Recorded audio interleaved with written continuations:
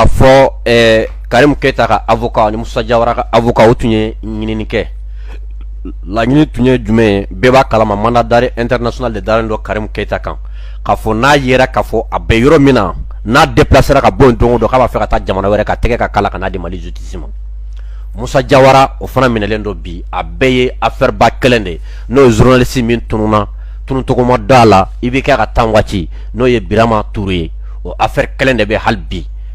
justice ko olu tɛ se ka mandat d'arrêt min bɛ Karim ko u tɛ se k'a wuli. Musa Jawara bilali a tɛ se ka bila ko min ye Birama Touré ka ko ye k'u b'a sama fa dan bubu e ka yeta ye jumɛn ye ni mandat d'arrêt Musa Jawara bilali ani Birama Touré a tunni ko la. Gani ni ye ɲininkaliba ye ni ne ye dɔgɔkun yɛrɛ lahalabaw ye n'an bɛ se k'a fɔ dɔgɔkun kutuba ye ninnu de n'a ɲɔgɔnnaw de fɛn min ye justice bɛ ka baara min kɛ ne tun bɛ fɛ ka nin de la ɲini Mali yɛrɛ kiiri bon mɔgɔw fɛ ka nin de kɛ parce que gɛlɛya dɔw b'an ka kiiri la ni contentieux ma vide joona ka hakɛw bɔ mɔgɔw b'a miiri ko bin bɛ ka kɛ mɔgɔ dɔw kan k'a sɔrɔ o tɛ kiiri ka suma mais kiiri bɛ fɛn sɛgɛsɛgɛ de k'a lajɛ Birama Touré tunna nin y'a sanji 6 ye kunnafolidila don sigana kuma ni ŋunuŋunukan bɛɛ ɲɛsilen don mɔgɔ min ma a baara la o ye Karim Keita ye kabiri wagati jan ala ka hinɛ IBK la a bɛ tiɲɛ so ale de tun bɛ se ka nin ko in ban joona ka sariya bila toliya ka baara kɛ n'a ma ɲɛ ne min ye jamana ɲɛmɔgɔ ye ne yɛrɛ woloden ka ye nin ko la ne b'a daminɛ n yɛrɛ la ni problème de b'an ka politiciens na Gandhi chaque fois i bɛ taa sɔrɔ hɛrɛ a nafa bɛ fɔlɔ président de la mais ni bɔnɛ nana jamanadenw fɔlɔ b'o ta ni y'an ka du kɔnɔnaw jateminɛ k'a lajɛ mun y'a kɛ an ka dutigi b'a fɔ ko dutigi fɔlɔ de b'a tigɛ don dumuni na Gani m'o di m'o gindo f'i ye bi o kun tɛ dɔwɛrɛ ni poison bɛ dumuni na ni kɛn kɔnɔ b'a la ne fɔlɔ ka sa aw ka balo wa ɲɛmɔgɔ y'o de han donc Birama tununa ko bɛ wuli a bɛ da ko bɛ wuli a bɛ da Mali minnu bɛ kunnafoni di u ka yɔrɔ dɔ faamuya juge bɛ se ka bɛɛ wele hali président de la république mais n'a sera sentence n'o ye hakɛw sigili de ye adamadenw ka kɛtaw bɛ bɔ ɲɔgɔn na misali ye mun y'a ni ministre ye juge bɛ se k'i lamɛn mais n'a sera minɛli ko yɔrɔ ma procédure b'o la kow tɛ kelen ye kow ka bila o minɛn kɔnɔ mais ka taa lamɛnni yɛrɛ kɛ gansan o ma se k'a lasɔrɔ Karim bolo depuis a bɛ Bamakɔ yan mandat min b'a contrôle la mandat international tɛ mandat national de don f'an k'o yɔrɔ walawala a ka avocat bɔra k'a fɔ mandat in tɛ international ye. Donc mandat d'arrêt international m'o da Karim kan. Non mandat d'arrêt min don c'est national. Olu bɛ ka mun de kɔnɔ la. Donc pour le moment dossier sera cour suprême na k'a fɔ ko Musa Jawara ko k'ale bila ko ka Karim ka mandat ko k'o annuler ni de bɛ kɛ ne tun bɛ nin ɲini justice yɛrɛ fɛ joona. Parce que Mali kɔnɔ bi Birama Touré min tunna ni Turelakaw denkɛ don a ko kɛra cogo di ŋunuŋunukanw b'a yɛrɛ k'a fɔ journaliste et Reporters sans frontières yɛrɛ mɔgɔw bɔra n'a ye cogo min ko Burama tun bɛ yɔrɔ min na SE la ko yen de tun bɛ wele ko frigo Gani n'a fɔra ko frigo k'o ye yɔrɔ de ye journaliste et reporters b'a fɔ cogo min na u b'i lasago ka degun da i kan ni min farati i bɛ kuma da i yɛrɛ la min ti i yɛrɛ ye hali n'a sɔrɔ tiɲɛ tɛ nin tɔɔrɔ yɔrɔ don o torture kɔnɔna la ko degun nana ta ka se Burama dugu yɔrɔ yɛrɛ ma ko dugu jɛlen ko Burama ma kuma nka mun de bɛ kɛ Burama ka saya ani a taara pick-up mun na ka taa su don o kunnafoni di sɛbɛn kelen b'a fɔ ko SE ɲɛmɔgɔ o don danga ma ko o tun b'a kalama a y'a minɛ sababu min na n'o ye président denkɛ ka sababu fana ko o fana tun b'a kalama kuma bɛ nin yɔrɔ de la donc n'i ye Faransikaw ka kiiriso lajɛ olu ye an ka maa minnu bɛ yen ni u bolila Papa Mambi n'ale tun y'an ka polisi finitigila ka kɔrɔ ye ani ka taa bila Dramé la n'ale ye FINGS yɛrɛ directeur ba ye olu bɛɛ bɛ Faransi olu bɛɛ ka audition kɛra témoin wɛrɛw taara tugun capitaine dɔ fana fɔra tugun olu fana ka audition kɛra seereya fɛn fɛn bɛ yen pour que dossier ka taa instruction na a bɛɛ taara Burama ka dossier a bɛɛ taara ni dossier bɛ se ka orienter parce que dossier bɔra commune 4 tribunal bolo u ye dossier di commune 6 de ma sisan dossier bɔra commune 4 bolo ka di commune 6 de ma Musa Jawara ale nin yɔrɔ ala min ye o bɛ instruction na Karim unu kam nyesho na ma ale ni yoro ala mi obe instruction na mais gani mo bi i yere ni nganna président de joro jumen bala ka jamana ka sharia so do sezi ka mo ne ka dama ka so shariate akabu haklima est ce que ni man bo hakili yere ma akabu haklima neni kuma intara sekese ka ke tie unu do folo ne nga ne be nyere ni nga femi anwa dugu kuna folu dugu kuna folu yi naka nga jamana ka basigi nyini naka nga ta mununu nga ka yurugu keto nyini jamana ka nga keto mina ko nyini ma jugu tuma kelima ka jamana bagaba ko nyini oro mun be na ma fama ko sécurité d'état no ka nga jamana lakana o be se ka bla jamana nyemgo denga sa ko yala todi fo ka ta se mogodo minele ma fo ka ta se sayam hake de be jamana en ko bela wallahi gandi mogo le pacte du sang ni jeli bora koko la nama ko nyeni ka da tienga tôt ou tard ala be tien bagi tiens la comena sena donc dossier sera niveau ma cour suprême ka arrêt ay min bonne ka mandat annulation la demande d'annulation du mandat ka rejeté vraiment c'est à féliciter femi essayer déterminer kumbe à l'époque na be bolola bi koko la bla parce que sharabi ala jedi mogo mi be mbolo na be kenema abse ka dalwa la tunu abe seka joro be seka dama mum seka sabye ka fendo be ko la tunu mais jalatigi chama to fo le me koina filintigi kunda vraiment pour le moment nous encore ko dossier une contentieux na vidéo parce que dossier de communisme a me justice fo ni yoro la ambi anga sharatigi be fo ni yoro la mais c'est ka mi fo le dossier ka oyeni. D'accord, ibora ka fo bubu ambe mali justice ambu fo ye wili ka jomen ka transition kono mais anga fu nyana fana ni ye mali transition jatemne transition wa dolama lonon tundo justice de la mais bi a lonon do armée de la mais iko orola oui mais fait no fi orola oui c'est que transition et charaxero ta ka de pôle économiquement charai ay fangaro de pôle économiquement ka pôle économique yere bo ka ke étendue nationale kaka aka fanga ke jamana fampe gani ne kuma fe ko min faraka ka yamora di pôle économique matum na be sekesel la sekesel nation no mo mima abe se ko numéro de compte gelé gani ne jatimine ke milliardaire chama non no pôle économique la u ka waru bu ubulu u se ka barak wa compte u kono ou d'où nom les noms. Ou c'est que ça va oublier que la mercenaire akina ka financer ou bien milliardaire de mots c'est que faranyonga pour que fanga ka yele mo pas la fia ka fanga d'afri kodo gino kanado sigatola vraiment pour l'économie ka akina ou ka dafani mouye ka fanga dama na wuli ko bien saisir le drontere abse que compte gelé ikana se ka maga ka warla mun kama ne jetemne ka mo chama ne be kaso bombala milliardaire udu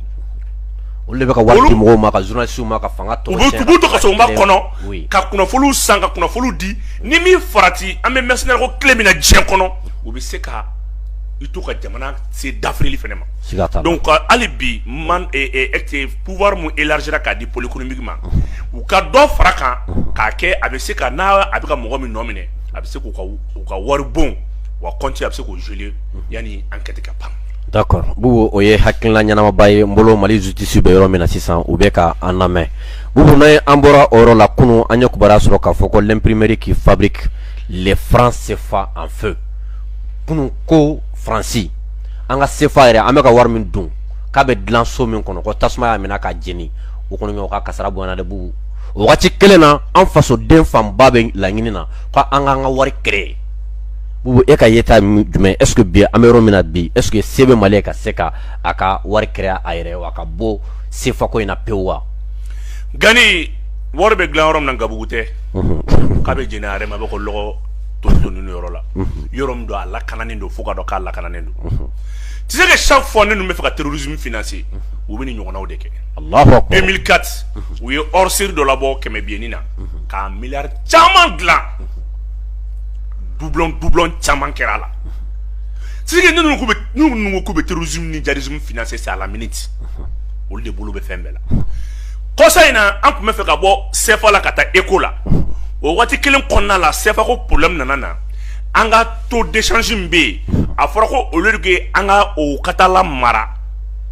trésor français la ko ka lana kana na bla BCAO la no du meke faut ka waru be seru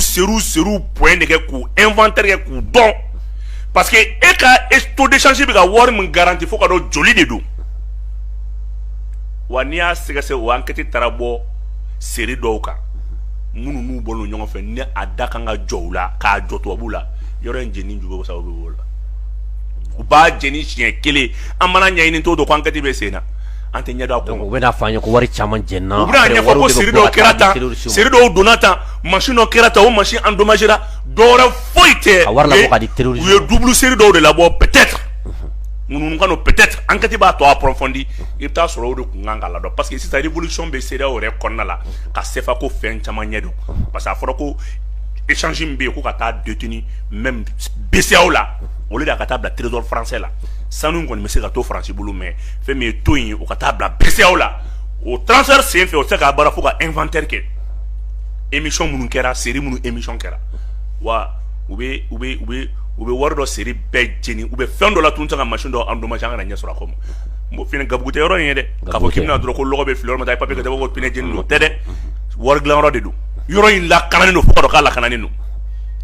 tɛ jeni gansan tɛ dɛ u ye nin ɲɔgɔnna kɛ Mali soba dɔ la yan n tɛna a so tɔgɔ fɔ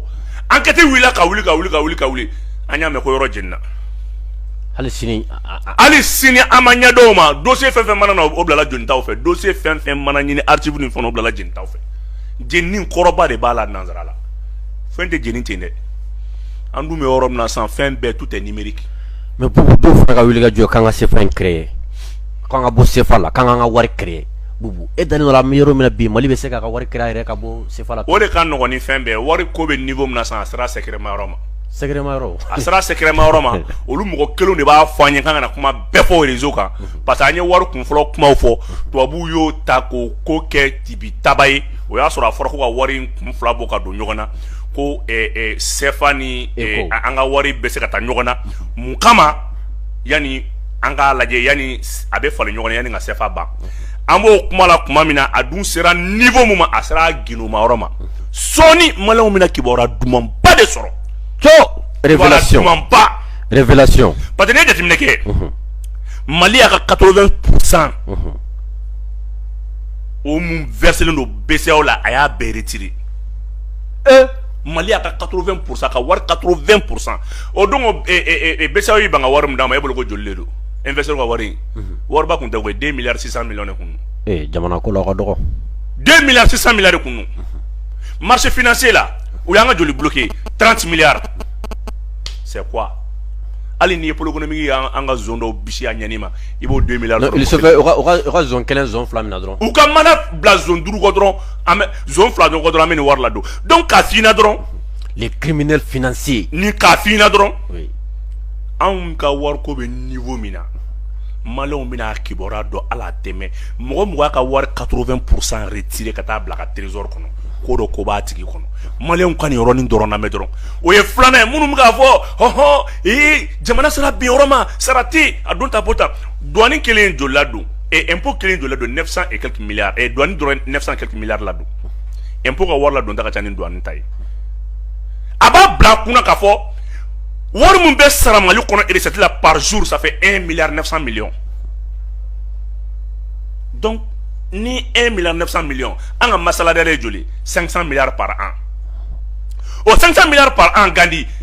wari bɛ taa bila trésor la trésor kun taa wari bila BCEAO la trésor tɛ ka taa foyi bila BCEAO la tugun les deux comptes la bɛ yen foyi tɛ ka taa bila donc ni wari sarala sɔgɔmada fɛ a bɛ taa bila trésor la trésor de bɛ ka émission de bons de trésor kɛ tun k'a di walasa dépense publique ka kɛ an bɛ jɔ mun na en tant que jamanadenw b'u ka taxe n'u ka impôt n'u ka fɛnw sara min ka jugu n'a y'a sɔrɔ a bɛ k'a sara an bɛ ka taa bila BCEAO de la an b'o kan t'a sɔrɔ bilen a bɛ k'a sara an bɛ ka taa n'a a bɛ ka taa bila trésor de la trésor bɛ tila ka bon démission de fana kɛ ni dépense publique minnu bɛ yen a bɛ taa yen an bɛ jɔyɔrɔ mun na gɛlɛya bɛ se ka sɔrɔ yɔrɔ min na o ye frontières ye franchement an k'a dɔn an ka commerçants bɛ degun kɔnɔ et puis o yɛrɛ bɛɛ k'i bɔ yen embargo man ɲi an n'a sɔrɔ mais dɔw bɛ ka kule saraw bɛna jɔ yen nin kɛra tan tiɲɛ tɛ wari min bɛ sara tile kɔnɔ o de bɛ taa trésor la o kelen de bɛ tila ka émission bila ka kɛ tugun k'o labɔ tugun ka dépense publique kɛ n'o ye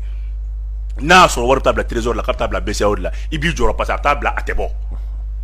nka dugu wulila minnu bɛ ka kuma dɔn ta bɔ ta u ka taa système de fluidité lajɛ u k'a lajɛ monétaire wari bɛ fɛn cogo min na u k'a ɲini k'a dɔn an kɔni bɛ dugawu kɛ dɔrɔn embargo ka wuli o y'an ka laɲini an n'a sɔrɔ jamana ni degun t'a kan embargo man ɲi a bɛ jouer an ka commerce extérieur kan an bɛ se k'o de fɔ nin yɔrɔ la. donc e bolo bi mun bɛ ka CFA ko kɛlɛ kɛ e bolo kibaruya duman bɛ yen u bɛ na kibaruya duman dan u bɛ na kibaruya duman min sɔrɔ ala ti mɛn kibaruya duman dan mɔgɔ i ye ko kun fɔlɔ ta u y'o ta k'o yɛlɛma k'o kɛ fɛn dɔ ye kibaruya maliyɛn minnu dalen don jamana in na dɛ k'a dɔn k'a bɛ se ka kɛ n ka m'olu de ma parce que mɔgɔ min hali n'i kun kana dɔw b'a k'u bɛ ɲimi ɲini i kun na olu ko tɛ dɛ minnu dalen don jamana in na olu de ko don k'i ka wari kere tu es libre foyi t'i bali ka kɛ an ta embargo ko misɛnnin dɔ b'a senkɔrɔ quoi tɛna kana na fɛnw la mais a bila u kunna ko mɔgɔ min taara ka wari 100 ka 80 labɔ ka t'o mara ka trésor la Allahu akbar n ko gafu de bɛ trésor la o bɛ ko dɔ ko b'o kɔnɔ dɛ siga t'o la n'i ye ne kɛtɔ ka n ka wari bɛ kalifa e min bolo ka taa n ka wari bɛɛ minɛ i la n bɛ fɛ ka kalifa ko ban ou bien n bɛ fɛ ka kalifa mɔgɔ falen non siga t'o la voilà d'accord merci beaucoup n balimaw aw kɛra mɔgɔ caman ye ka daminɛ nin kalo in na fo ka na se bi ma don o don aw bɛ messagew ci ma aw bɛ CFA photo aw b'a ci ma aw bɛ ɲininka k'a fɔ vraiment CFA ko a bɛ niveau jumɛn de la an bɛ se k'an ka wari créer wa an tɛ se k'an ka wari créer wa a y'a mɛn Bubu bɔra ka révélation min kɛ aw ye an b'a fɔ a ye nin de ta pince la nin de tan ye kelen tɛ nin cɛ an y'o de fɔ aw ye an sigikun espace de vérité ka se ka tiɲɛ de fɔ fasodenw ye a ka se ka dɔn Bubu ni an bɔra o yɔrɔ la an y'a ye k'a fɔ Faransi président n'o ye Emmanuel Macron ye a tun y'a ɲini k'a fɔ k'a b'a fɛ k'a ni Poutine ka se ka ɲɔgɔn ye ko ɲɔgɔn ye kun tɛ dɔwɛrɛ ye a ye min fɔ sanu ka ɲɔgɔn ye ko Ukraine situation k'a tun b'a fɛ k'u ka ɲɔgɔn ye o de la mais min balana maliyɛnw na Ukrainiens yɛrɛ ma se ka min faamu ɲɛnama kɔnɔ cogo si la o ye de a tun ko k'a bɛ taa ka taa an kunkanko kuma an ka situation de fɔ Poutine ɲɛna mais an y'a ye n'i ye kuma fanba ta ka jateminɛ min kɛra Mali ka kuma la o ma se ka kɛ anw yɛrɛ ka kuma la Bubu mun de bɛ ka Macron bila nin na bi ka se ka yala ka Mali min bɛ Macron bila nin na bi o de ye k'a fɔ Macron ka troupe dɔw de bɔra nin y'a tile 3 tile 4 ka bɔ Tchad u nana u yɛrɛ sɔrɔ Niger a troupe dɔw jama mobili plus de 300 BJ plus de 300 BJ komi ko bɛ Macron kɔnɔ a t'a dɔn maliyɛnw bugu fo maliyɛnw bɛ kulonkɛ la komi ko bɛ Macron kɔnɔ ni maliyɛnw b'a dɔn u t'u sigi ka kulonkɛ u ka jamana la u nana n'o troupe de u kun bolo ko jama bɛ ka ɲɛ sɔrɔ Ala bɛ ka barika don a bɛɛ la a bɛɛ bɛ ka tiɲɛ o troupe de b'u bolo o troupe kun ka mɔgɔ minnu renforcer u yɛrɛ b'a dɔn révélation mais n bɛ kuma kelen de f'i ye Gandi k'a fɔ Macron ni mɔgɔ minnu bɛ bɛnbɛnbɛn na Macron mago bɛ min na Ala tɛ surunya ka kɛ Ala tɛ surunya ka kɛ a mago bɛ ka na renfort dɔ de en cas d'attaque a ka o mɔgɔ ninnu bɛ infiltrer ka tiɲɛni kɛ mais Mali ɲɛ bɛ nin bɛɛ la Mali ɲɛ bɛ et puis Macron bɛ ka ɲinɛ min kɔ guerre classique an bɔr'o kɔnɔ Mali armée bɔr'o kɔnɔ k'a fɔ mobili 100 ni 200 n'i y'a ye moto 100 tɛ ka Mali attaquer n ko kun de b'a la donc mobili 100 ni 200 an bɔr'o guerre kɔnɔ na mobili 100 Mali kunda Mali kan n ko de ka di Mali ye minɛnw bɛ Mali bolo a bɛ mobili 100 détruire yɔrɔnin kelen a bɛɛ o de y'a kɛ u bɔra ni mɔgɔ ninnu ye kibaruyaw nana ka bɔ Niger ka bɔ Tchad ka na Niger u campelen bɛ des BJ remplis d'armement des munitions u nana u kun bɛ fɛ Macron ye taali min kɛ Russie la Russie président ka kuma dɔ fɔ dɔrɔn o kun bɛ kɛ sababu ye donc ka na attaque wuli ko wayi Wagner bɛ yan olu bɛ Wagner protéger olu bɛ mɔgɔ dugudenw protéger Wagner ma parce que Wagner mɔgɔw tɛ sariya bonya u tɛ loi bonya u bɛ se ka na u mɔgɔ tɛ crime contre l'humanité il faut que population civile ka protéger quoi a kun bɛ bali ka intervention kɛ donc a bɛ ɲinɛ min kɔ fɛn dɔ b'anw bolo an b'a fɔ o de ma ko Bayraktar BTD Bayraktar PDD ça c'est un drone turc de y'a da anw ma Mali y'o sɔrɔ ala ma mais Turki kelen de y'a ta k'a d'anw ma Pologne y'a 24 de san Pologne ye drone yi 24 de san Bayraktar PDD mais ne y'a fini ale drone ni a bɛ yɛlɛ jusqu'à 16 000 pieds d'altitude équivalent de 5 000 mètres ça c'est égal à 5 km de latitude avec ka boli giriya bɛ taa 222 km par heure a b'o de boli missile fila de b'a la sol air fila Un missile kelen ça fait plus de 2 km de rayon, 2 km carrés de rayon de ravagage. Na e gocheli kelen abe bio de kono. Ani missile nunu yu senda kidal daw ani sosi nunu yu senda kidal dagolo la. Mbali yere armée mogo be mina say aka tia nyongo ka be balka. Yoro yo dabla c'est ça. Mais ou ba donka, ibaro mogo nu ba donka. C'est pour ça nous camper Niger. Mobili kemeni keme flat sera do Mali kono blo bana quoi. Faut dire que Système de défense aérien mon bambulo bana quoi. Mais quand nous drone ne fina de. Ni drone. Mais quand mon albarka akatar PDD. Mais quand min fina ti akap nyaka capacité de nyefina. Na ye la sans fait. Photo mimbala abe fode ma est-ce que ba kalma ko webcam 15D. Ça va abato sans faire qu'à fin à millimètre de près, c'est qu'à fin zoomer ça va jusqu'à 16 000 pieds d'altitude, après que douma fin à zoomer ba nyakoro. Allahu akbar. Ba ka nyakoro. Allahu akbar. Polo ya durni mwa nande san. Bi Mali bulu, fem bi Mali bulu bi France ba don, Amérique ba don, fem bi ba on bulu bi ou ba don. O de ake ou bi kana Mali la munu ni kuma msemsenu ni fin. A kuntana do ba fe ka medron. Nous avons un problème de là. Ou un problème il faut nous il y a un nini et Turquie fait kaka drone ni frère allemand. Guerre la nouvelle guerre courant ben c'est ça c'est la guerre des drones. Moi t'as sorti de la blé oui. Et le temps que ça va boire tchad kanone drone ko kelo de bien ça l'avion te wulisam. Peut-être automatique ou de do. Drone ne veut le gata baraka. Guerre des drones de bien c'est ça. Il y a un nini faut que drone ni frère allemand. C'est pour cela que nous avons bora RSS kabo et fait et Poutine fait maroni bolo kalama kosaina abora kuma nyonga de do ka nyafa na Ukraine ni nyini fait Turquie ko le sera frama technologie mdo parce que canadien ont technologie de talent ka do drone ni na kale tise ka frama somarena Biélorussie est-ce que va kalama ani Poutine mais manœuvre là somarena ou kuma missile essayer bi somarena 100 000 éléments d'employés l'endo de déployer l'endo autour de Biélorussie 30 000 éléments avancés l'endo bituntum qu'on va voir tra farakantu donc Poutine n'a benodo ka mo kunu Syrie et Israël ñoo goshi oui missile woro de fil ñoo ma kunu dem so sona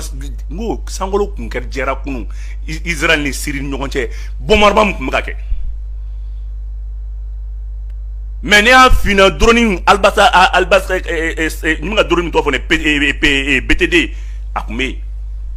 ale di drone bi fenta kan bi drone gola bi ame dom na ko bi drone ta kan a drone Mali bolo o Turquie on partenaire au fone nga alliance de ñonti alliance géopolitique mais Mali be alliance géopolitique ngono GSBM ko tisi la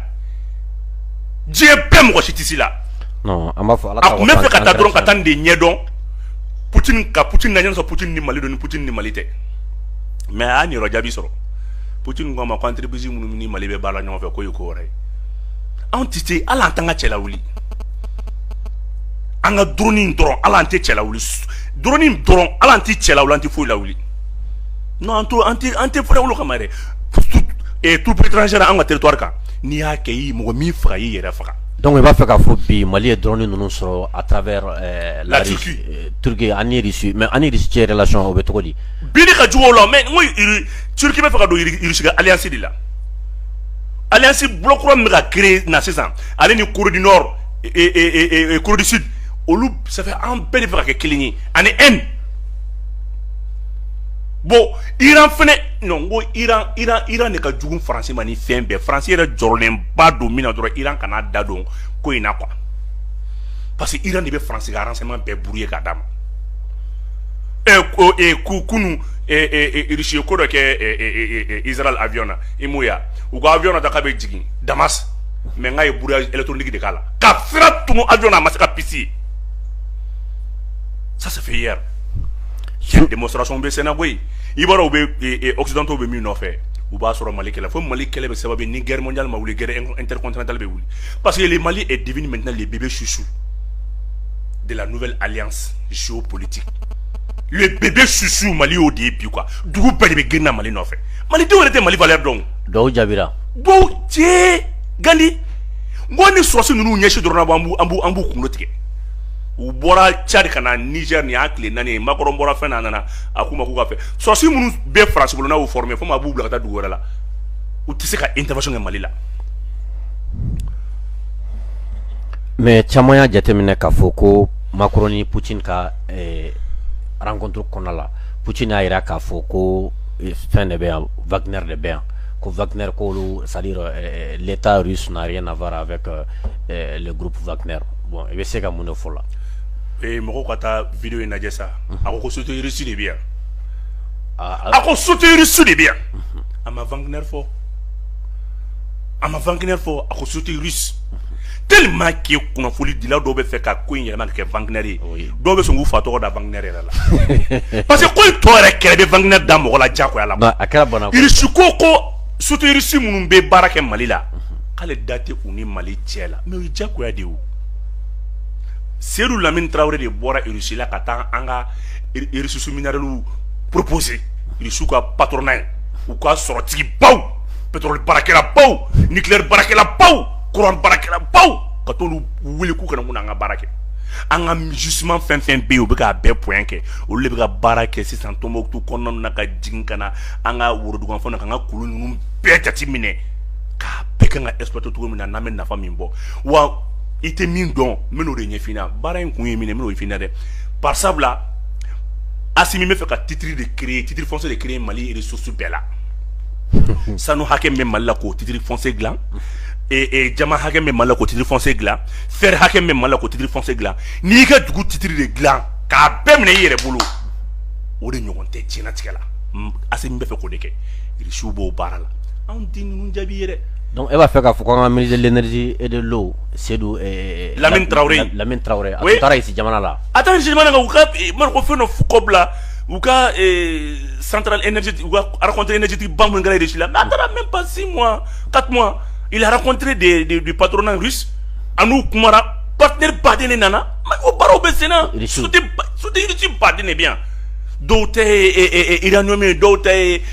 kɔbali ye mun bɛ kɛ ka technologie dilan ni téléphone fɛn dilan dɔw ta ye a ka ca i bɛ ressources sugu bɛɛ dɔn même la pierre précieuse n o découverte kɛra o yera u ka bɛlɛ min yɛrɛ ni bɛrɛ t'ale ni jaman cɛ olu bɛɛ découverte b'a la ka kɛ non bon o de man di France occidentaux ye bu kun mɔgɔw bɛ k'u bɛ taa ka jadi sini de la u kun bɛ ka nin fɛn ninnu de fɛn kɛ ninnu nana sɔn mara kelen don u b'an ka jugement bɛɛ bilan ka d'a ma. D'accord Boubou sani an ka se cadre d'échange mɔgɔw ka situation ma an y'a ye k'a fɔ société de patrimoine ferroviaire n'o ye an b'o wele k'a fɔ SOPAFER o ye wulikajɔ daminɛ wulikajɔ min bɛ se ka to train ko a bɛ se ka sigi sen kan parce que train ko fana tun kɛlen don degun ye maliyɛn bolo i bɛ k'a ka taa waati min campagne ɲɛkɔrɔla ninnu na u ye an kuma caman f'an ye mun tun tɛ tiɲɛ sisan train ko bɛna daminɛ Boubou est-ce que e dalen dɔ la k'a fɔ ninnu bɛ se ka train ko sigi sen kan. Terrain de développement local développé. Quand on est un développement, le développement de l'économie locale plutôt, terrain de se ka développer. Ni est déterminé que Mali terrain bɛ tɛmɛ ka bɔ yan ka taa Kayi a bɛ tɛmɛ ni 32 gares de. O 32 gares la a bɛ dugu 200 ani dɔɔni a b'o de balo. Mɔgɔ dama min bɛ yen fɔlɔ n'o tun bɛ bɔ ka feere kɛ terrain tɛmɛtɔ ka segin ka taa ka nasɔngɔ bɔ o de tun ka ca. Terrain sira kun bɛ ka du dama min balo économie locale a kun bɛ k'o développer cogo fɔsɔn min na i t'a dɔn o y'a avantage fɔlɔ ye. Filanan ye mun ye terrain sira min ni SOPAFER bɛ ka baara kɛ nin k'a bɔ yan ka taa Sénégal nafa filanan ye mun ye a terrain marchandise a jɔda b'o la n'i ye jateminɛ kɛ an ka mobili feerelaw bɛ degunba sɔrɔ karo feerelaw vitre feerelaw commerçants ni degun baden bɛ yen ni mobili bɛ ni vitre bɛ ta mobili la marchandise fɛn na parce que i bɛ taa sɔrɔ sira cɛncɛnninba don a bɛ kɛ sababu ye vitre bɛ ci bon n'an bɔr'o la a bɛ carburant ko nɔgɔya o terrain sira kelen o de kan ka bɔ Mali ni Guinée fɛnɛ ɲɔgɔn cɛ n t'a dɔn n'i b'o projet fɛnɛ kalama an ni Guinée parce que Mali commerçant Guinée yɛrɛ dɔn ɲɛmɔgɔ bɔra an fɛ yan a kun nana Mali la yan an n'a kumara ka ɲa Guinée port bila Mali ka bolo kan Mali commerçant ka bolo kan carrément CEDEAO y'a bolo sur a yɛrɛ ɲɛ la o siga t'o la fo ka CEDEAO sa tɛ ɲɔgɔnna wɛrɛ kɛ en 2020 i b'a dɔn ko Mali ye doni mun ta Sénégal i b'a da dɔn 4 millions de tonnes de marchandises Mali y'o de ta Sénégal port la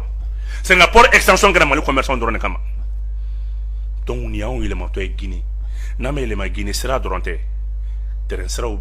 voie ferroviaire fana bɛna dilan Sopafari bɛna nin bɛɛ de kɛ vɔgɔnkuraw commande kɛra kunkolokuraw kan ka na nin baara bɛɛ latigɛlen don transition bɛ ka baara i bɛ économie boostelen sisan ne tɛ i b'a dɔn n bɛna mun ɲɛfina nin baara ninnu bɛɛ latigɛra Bamako Kayi ale ni Bamako ka taa vers la Guinée o baaraw terrain sira fɛ bon n'an bɔr'o la peut-être n'Ala y'a kɛ ni fanga kura nana kɔfɛ olu bɛ se ka Bamako fɛn na Abidjan lajɛ marchandise bɛ bɔ ni yɔrɔ o yɔrɔ cɛ parce que hali kɔsa in na an ɲɛ b'a la fɛnɛ ni n t'a dɔn ni ɲɛ bɛna sɔrɔ o ma Sopafari kɔni ka projet la dugu naani de b'a la mais pour le moment dugu min ye priorité o ye ka ani Kayi sira k'o la ka ani Sénégal sira k'o labɛn ale ni Guinée u bɛn'o baaraw de kɛ fɔlɔ. D'accord Boubou sani an ka se armée ma parce que an bɛ sɔn ka armée kɛ an ka thème laban sani an ka se o ma an ye a ye jɛkulu dɔ faralen don ɲɔgɔn kan n'an bɛ min wele ko cadre d'échange ni a jɛkulu dɔ ye fɛn ye Asma u bɛ ka parti Asma o b'a la fɛn Musa Mara ka parti yɛlɛma o b'a la RPM o mɔgɔ dɔw olu dɔw b'a la Issa Kawujum ka parti o mɔgɔ dɔw b'a la fo ka taa se mɔgɔ wɛrɛw ma olu ko à partir du 25 mars ko ni fanga min bɛ yen k'olu tɛ fanga yɛrɛ ko ni tuguni o ko yeta dɔw b'u la hakilina dɔw b'u la o ye jumɛn ye CNT a ka élargi a ka ci an ka kɛ gato ye a ka tila bɛɛ ka dɔn premier ministre min bɛ yen o ka gɔn ka bɔ yen premier ministre wɛrɛ ka na min tɛ parti politique la e ka yeta jumɛn b'u ninnu na est ce que ninnu bɛ yɔrɔ min na bi ninnu b'a fɛ jamana in ka basigi fili o fili bɛ Mali politiciens na o ye jɔngalafɔbaliya ye k'a fɔ a tiɲɛ la ne dɛsɛra tiɲɛ la ne filila n bɛ fara n kan k'a dilan u ma miiri u tɛ miiri parti la u tɛ miiri parti kɔnɔdenw na n'i ye nin parti ninnu bɛɛ jateminɛ i t'a sɔrɔ u ka militants yɛrɛ t'a kalama yɛrɛ k'u ka nin kɛ parce que ils s'en foutent même de leurs militants e y'a parti jɔ yen k'a fɔ k'a filɛ ka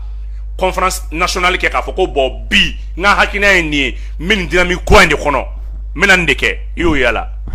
parti bureau national mɔgɔ damadɔ de b'i sigi dɔrɔn ka hakilinaw ta u mago tɛ jamanadenw na olu ka don a la dɔrɔn est ce que i y'u ye k'a démenti k'a fɔ bon a fɔra ko armée janfara tiɲɛ na anw m'a kɛ i y'o ye k'o fɔ wa ayi o m'o fɔ est ce que i y'u ye k'a fɔ a fɔra ko mɔgɔw tun bɛ taa baara la yurugu la i y'u ye k'a fɔ ko anw m'a kɛ i y'u ye k'o fɔ wa ayi o m'o fɔ marché public bɛ di cogo mun na ka marché public bɔ kuma dɔw la mɔgɔ kelen entreprise 6 bɛ enregistré ministère dɔw la an b'a bɛɛ kalama o i y'u ye k'a fɔ ko nkalon don k'olu m'o kɛ yan ka yurugu bɛ miliyari 250 la san o san min bɛ tunu Mali kɔnɔ chaque minute ça fait 500 000 francs CFA o de bɛ yurugu la Mali kɔnɔ i y'u ye k'a fɔ k'olu sen t'o la u tɛ foyi démenti koyi u b'a fɔ ko k'olu k'a la dɔrɔn jamana taara ɲɛ o olu bɛ k'a la jamana binna o olu bɛ ne bolo u bɛ sigi de k'a fɔ a ye nin fɔ nin ci tiɲɛ an ka ambition kun ye nin ye anw ye Ibrim Boubacar Keïta accompagné ka dan yan de baloko la an ka miirina kun ye nin de wa anw sera ka nin de kɛ aw ma tiɲɛ fɔ nin na wa sécurité fɛn na tugun an ye nin yɔrɔ de kɛ k'a dan nin yɔrɔ ma i ma tiɲɛ fɔ o la ne bolo ka baara kun kan ka k'o de ye bi faire leur bilan politique vis-à-vis du peuple malien état de droit bɛ niveau jumɛn na bibi na dossier baw bɛ ka contention bɛ ka vider ne y'a f'i ɲɛna ko 84 bâtiments publics o de minɛ la faso ka so minnu kun bɛ yen ni jamanadenw yɛrɛ kun n'a kun u y'a ta k'a labɔ k'a feere cogo jugu la 24 comptes bancaires o de fana saisira entreprise para i bɛ Mali société paramilitaire parapublique fɛn fɛn bɛ yen n'i y'a tɛ ka ɲɛ sɔrɔ dɔwɛrɛ tɛ i bɛ taa sɔrɔ ministre min bɛ ministère min ɲɛmɔgɔ la o yɛrɛ bɛ action bɛɛ san jamanadenw ni yɔrɔ bɛ min ni recrutement bɛ kɛ ni parti ninnu tun bɛ lisiw bɔ u ka bɔ k'a fɔ ko nkalon don ne bolo kan k'o de démenti k'a fɔ an ye lisi kɛ k'a bila ka taa baarakɛyɔrɔw la k'an ka parti denmisɛnninw ta ka mɔgɔw don yugujugu la jamanadenw ka kɔngɔ o tɛ kɛ dɛ kota ninnu tun bɛ balo ni kota de kota jamana ni yɔrɔ ye jumɛn na kota ye olu yɛrɛ ta de anw ta y'a la jumɛn ye an ka denmisɛnninw bɛ don min ne bolo kan k'o de bilan kɛ k'a da fasodenw ɲɛkɔrɔ transition bɛ ka kuma min fɔ tiɲɛ tɛ anw ye nin de kɛ nous voulons conduire le Mali dans ce sens mais ninnu ko k'u yɛrɛ de i hakili b'a la dialogue national la régime kɔrɔ tɛmɛnen dialogue national inclusif la tu te rappelles ne yɛrɛ tun b'a la FSD m'a fɔ k'ale tɛ taa wa k'a tɛ taa bi a tɛ taa sini donc mana ni mathématique politique doy ko FSD prime FSD SAP olu bet me kadum o donna imo yewa angina na cheblanga parti parna bala ala moy mugo de fine ay e ka sawali tapo bala mugi imo yewa uma ko SAP uma sapuni faraka FSD sapuni nana ok uma sapuni faraka bo udondo bo ni teneta ni cadre d'échange iba sebenga bla ni poste ministère proposé ba ko cadre d'échange X ou be prime ou be L ou be fendo faraka ndo udonto ou don la sera to ça veut yoro sans gouvernement na daile CNT na daile nous proposera ou be green ka te c'est mathématicien quoi politicien mundo ou ba fossa ko boko cadre d'échange X prime L ou be chiffre ni kele faraka ndo ou be donto donc il va faire un gâteau donc quoi ça fait me douala jamana dote de me douala ne ma douala ça fait au lieu de ka fo ka démenti bon ni awen de fo jamana ko la tiente sosu yen de fo tiente armée binata tiente barako yen tiente ou to fo quoi fin be tout est limite à l'élection dite mo bolo balo tout bolo courant tout bolo o mu sorba kelum de be bo den silimbu ko la keme nanani keme fla ka barama duma tombolo ma ni fen parce que ou be ko de kaula fo aw kana se ka miri donc awre bolo nu na keme nan da ma do ba ko ni mo nyama ko u ba fo ko wa ko mairie mo nyama ko mairie mo nge ka ayo ya warde mo ma timato mais mairie ka bara mi dugu do mo to la o député do be o le kolom ici dans ta la ou be na kana loi jugu mun voter o bo warta kata kolon jijugu di jamana deuma son député ka barata ji sene charagnement ta dron ni charagnement ta jiba re soro kono lakana ba re soro kono kenya ba re soro kono jamana deum ko hera be ba re soro charagnement kono bo be chara jugu leta gu bolo ko ta ko warmine kanu ke ji ko dima e be tugu ko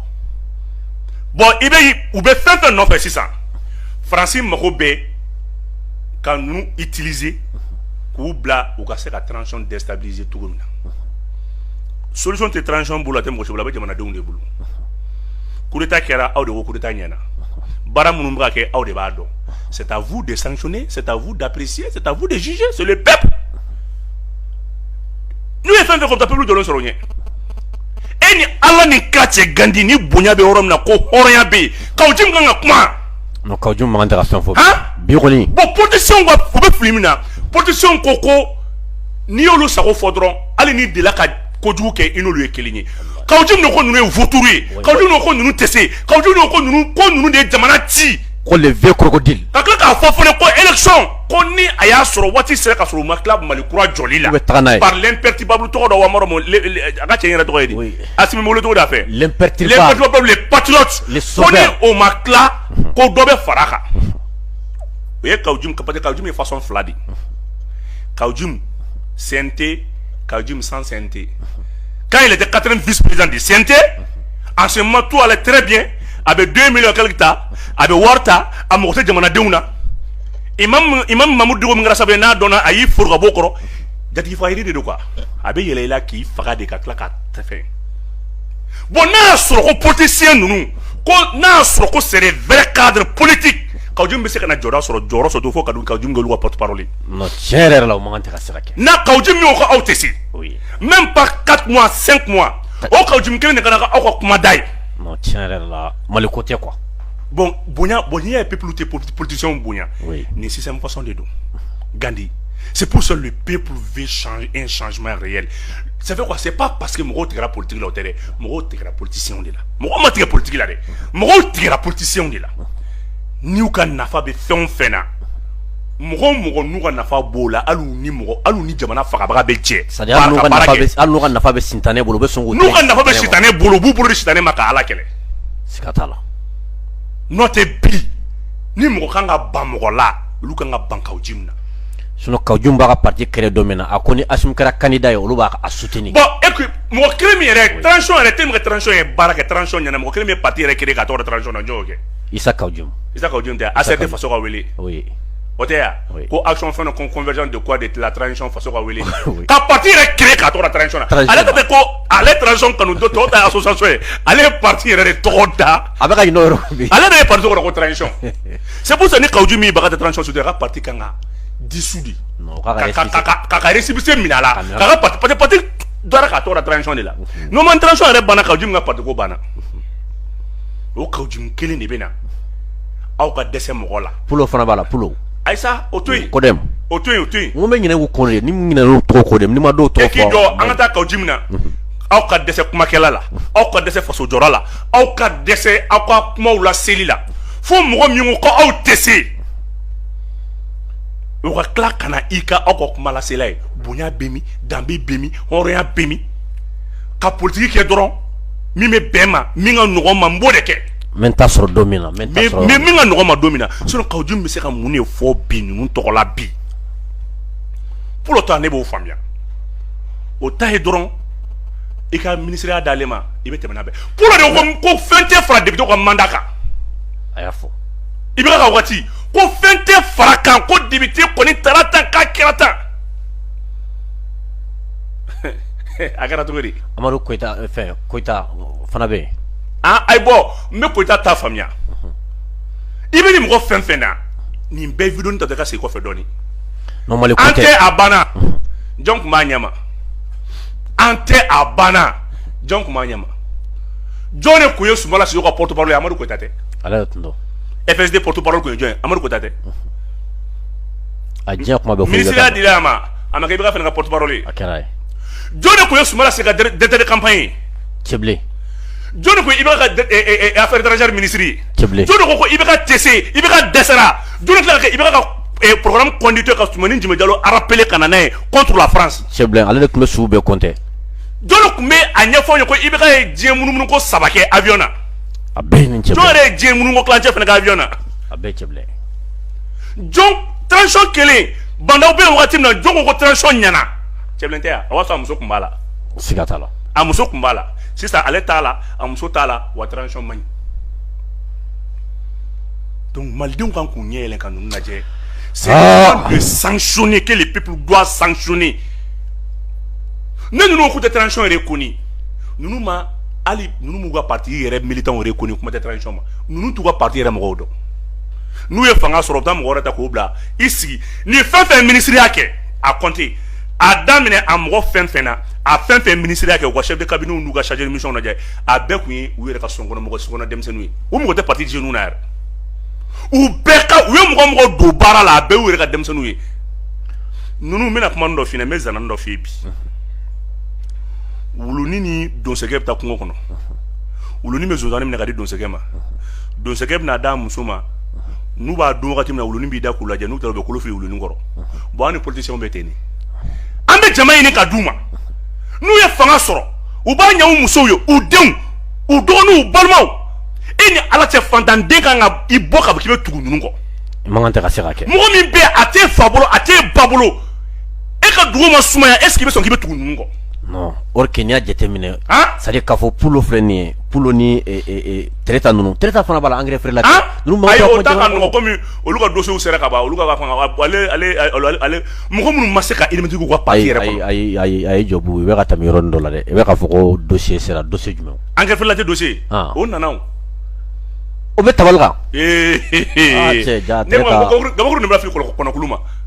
e sigi ni convocation ye bɔli daminɛ sisan u tɛ réunion kɛ tugun tu sais que ni convocation ye bɔli daminɛ sisan réunion bɛ jɔ u tɛ réunion kɛ tugun surtout an bɛ yɔrɔ min na sisan embargo kelen don est ce que b'a kalama bɔda foyi tɛ yen parce que fɔlɔ la minnu bɔra moto taxi kɔfɛ oui bon n'i ye gɛnsinɛ de ye mɔgɔ la a minɛ misiri kɔrɔ don gɛnsinɛru bɛ vesti kɔrɔ a kunkolo bunbunnen don a bɛ moto taxi kɔfɛ a lajɔ i ka taa n'a ye polisiso la min ka surun i la a bɛ ka ɲini cɛ ninnu ka boli nana ka faso foyi bon ne bɛ mun f'i ɲɛna walahi a sɛbɛn k'a bila u bɔlen b'a dan ye pali la culture kɔnɔna ye min bɛ ka ne kamana gan kosɛbɛ walahi ne ma se ka min faamu kuma fila de b'u da c'est à dire ni mɔgɔ min ye analyse kɛ i b'a dɔn k'a fɔ tiɲɛ yɛrɛ yɛrɛ la Mali ko tɛ a fɔlɔfɔlɔ ye mun ye o ko à partir du 25 mars ko ni fanga ye k'u t'a yɛrɛ kɔni n m'a fɔ k'an ka taa élection na diyagoya o tɛ k'o fɔ wa k'an ka taa élection na diyagoya en même temps u bɛ k'a fɔ ko CNT fana ko élargi donc o bɛ élargi ka tile joli de k'an ka taa élection ça ne ma ne faamu quoi ayi na n ka sigi o kuma ko à partir du mois de mars ko transition ye k'u t'a yɛrɛ kɔni au même moment o b'a k'a fɔ ko une transition consensuelle bɛɛ ka don a la transition ka dayɛlɛ bɛɛ ka don a la mais ne tɛ ka nin de faamu olu de ye malidenw ye n'olu donna a la n'a y'o ja kana ji sɔrɔ yɛrɛ soit a b'olu dɔ la o t'aw yɛrɛ kɔni mais n'olu donna a la u b'aw reconi ah cɛ b'u i ye nin mɔgɔ dolanse nin k'a fɔ ko ni marché tɛmɛna an t'a la bilen o m'o fɔ dɛ u ko ni marché tɛmɛna ka sɔrɔ olu ma don a la de k'u t'a la denmisɛnninw ka kulonkɛ kɛ yan ne t'a la fununba t'a la ne t'a la banba t'a la denmisɛnnin kulonkɛni bɛ cogo min na quoi o a ka haramu ninnu ka ko bɛ ten de non mais tiɲɛ yɛrɛ la a bɛ ka bonya ne hakili ma bubu ne an bɔra o yɔrɔ la wagati bɛ ka taa ka d'an ye ka se ka dɔɔni fɔ armée ka armée montre puissance armée monte en puissance c'est-à-dire a terme bɛ ka caya fasodenw ko an ma ka fɔ vraiment bubu ko k'i fɔ kosɛbɛ an bɛ min f'i ɲɛna Gandi dɔ bɛ ne wele bi u bɛ dugawu min kɛ n ye dɔw bɛ ka kɛ cogo min na bubu cɛ an bɛ ka kɛ bilen dɛ koyi ko c'est à dire an ye mɔgɔ caman de kisi saya ma Mali ko la mɔgɔw hakili bɛ ka sigi sinon ko wallahi mɔgɔw tun bɛ olu tun bolo ko Mali ko banna pewu mais an bɛ ka min fɔ o de bɛ ka lawaleya an bɛ ka fɔ l'armée monte en puissance au même moment an bɛ ka fɔ dugu bɛ ka libérer bɛɛ ɲɛ b'a la dugu bɛ ka libérer baganw mun minɛna olu bɛ ka sagi dɔɔni dɔɔni bubu ko vraiment ko baara taabolo ka ɲi bubu Gandi n bɛna min f'i ye Tanjo Kulu min n'i y'a f'i ɲɛna o don o Kulu yɛrɛ mɔgɔ minnu ye Kulu baara kɛ u ye n wele k'a fɔ n ye fo camion kelen bɔra Kulu kɔnɔ citerne carburant b'a kɔnɔ armée ka baara kɔfɛ armée de taa Kulu de u ye Kulu de sen i b'a dɔn ko Kulu in na jɔn tun bɛ Kulu in na fɔlɔ fɔlɔ MINUSMA MINUSMA mɔgɔw de tun logé don Kulu in na olu de ye dingɛ sen k'a bila k'a di jadisiw ma Allahu akbar jadisiw bɛ dingɛ min kɔnɔ MINUSMA ka dingɛ sennen don ça veut quoi ni armée yɛrɛ ka professionnalisme ni an ka radariw tɛ i bɛ san 10 kɛ i kun t'a dɔn mobili moto 20 de bɔra Kulu kɔnɔ citerne fa carburant kelen mobili 2 cɛ armée ye baara kɛ dɛ armée ye baara kɛ dɛ ka Kulu MINUSMA mɔgɔw de tun kelen bɛ ka yɔrɔ in occupé o de y'a kɛ ne b'a fɔ minnu bɛ kuma u ka kuma ɲini ka dɔn jamana kun janfara de quoi Gandi n bɛna mun f'i ye dɔrɔn opération Maliko tare a ye dugu 1250 libéré alhamdulillah donc dugu tɔ man ca tugun n'i ko k'i bɛ don armée ka ko la waati sera n ye drone kura min f'i ɲɛna o sɔrɔla n'o ye Albatar ye BTD ale ye missile sol ni missile sol air b'a la a bɛ boli a ka vitesse yɛrɛ 222 km à l'heure a bɛ yɛlɛ jusqu'à 5000 pieds d'altitude a ka photo webcam de b'a la a ka capacité 15D a bɛ se ka fɛn zoomer ka na donc bi maliyɛnw k'u hakili latigɛ émission wɛrɛ Farabugu Maribugu an bɛ don o kɔnɔ olu baaraw kɛra cogo min na olu libérera cogo jumɛn baara jumɛn kan ka kɛ dugu minnu tora n'olu yɛrɛ fana y'an wele k'u makasi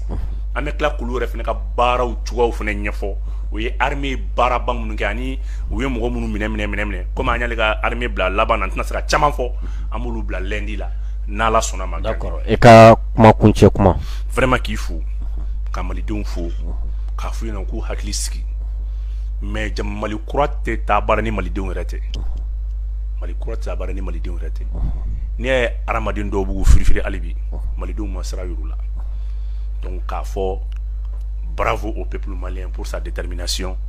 Ala ka jamana basigi Ala ka jamana jidi Gandi k'i yɛrɛ fo k'an ka alimamiba bɛ studio kɔnɔ k'a fo alimami belebele in k'a fo k'an ka technicien du jour fo k'a ni baara. D'accord bubu kuma kɔnɔna la an da sera diaspora ma an balimakɛ dɔ ka wele sera an ma ni an balimakɛ yɛrɛ tɔgɔ ko docteur Enea Ibrahima Kamara docteur Enea Ibrahima Kamara tun sigilen bɛ diaspora la sisan a nana faso in na a ye a ka mouvement créé a ka parti n'an b'a wele mouvement républicain ni a kumala surunya kuma ye MR ye a ko a y'a kanu ka dɔn politique la a donni politique la a kun tɛ dɔwɛrɛ ye wari ɲini tɛ ale san caman de kɛ diaspora la alhamdulillah bi wagati ka usa a ma kosɛbɛ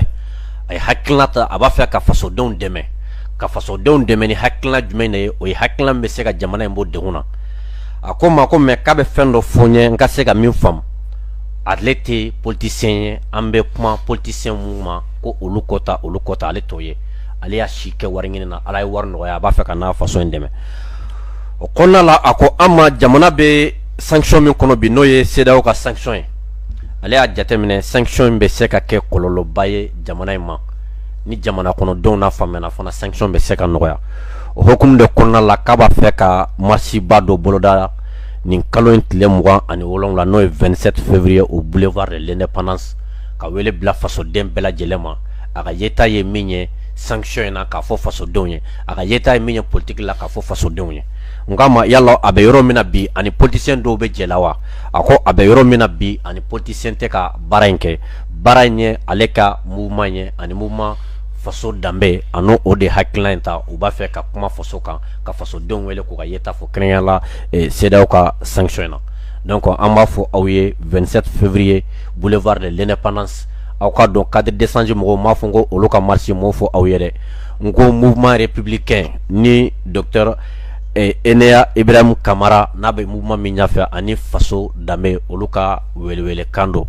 aleka hakilna te politicien ka hakilna ye no ye kafo anga balo foso ina ala ye no ka ke ale